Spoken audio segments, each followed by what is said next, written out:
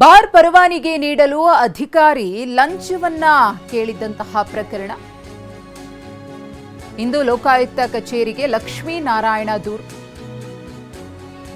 R B Timmapur ಅವರ ವಿರುದ್ಧ ದೂರು ನೀಡಲಿರುವ ಲಕ್ಷ್ಮೀನಾರಾಯಣ, ಅಬಕಾರಿ ಸಚಿವರು ಆರ್ಬಿ ತಿಮ್ಮಾಪುರ ಅವರಿಗೂ ಒಂದು ಕೊಡಿ ಅಂತ ಆಡಿಯೋದಲ್ಲಿ ಹೇಳಿದ್ದಾರೆ ಡಿಸಿ ಅವರು. ಜಗದೀಶ್ ನಾಯಕ್ ಆಡಿಯೋವನ್ನು ಆಧರಿಸಿ ಇದೀಗ ಅಬಕಾರಿ ಸಚಿವರಾಗಿರುವ ಆರ್ಬಿ ತಿಮ್ಮಾಪುರ ಅವರ ವಿರುದ್ಧ ದೂರನ್ನ ಕೊಡುವುದಕ್ಕೆ ಲಕ್ಷ್ಮೀನಾರಾಯಣ ಅವರು ಮುಂದಾಗಿದ್ದಾರೆ. ಇವತ್ತು ಲೋಕಾಯುಕ್ತ ಕಚೇರಿಗೆ ಅವರು ಭೇಟಿಯನ್ನು ಕೊಟ್ಟು ದೂರನ್ನು ಸಹ ನೀಡಲಿದ್ದಾರೆ.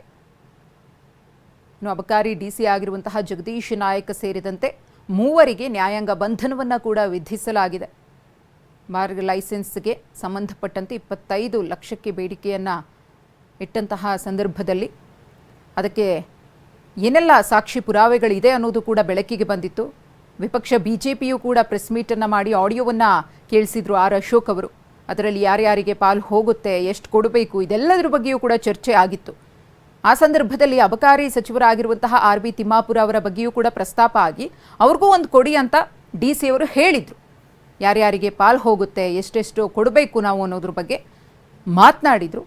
ಅದೇ ಒಂದು ಆಡಿಯೋ ಕ್ಲಿಪ್ಪನ್ನು ಆಧರಿಸಿ ಇದೀಗ ಆರ್ಬಿ ತಿಮ್ಮಾಪುರ ಅವರ ವಿರುದ್ಧ ದೂರನ್ನು ಕೊಡುವುದಕ್ಕೆ ಲಕ್ಷ್ಮೀನಾರಾಯಣ ಅವರು ಮುಂದಾಗಿದ್ದಾರೆ.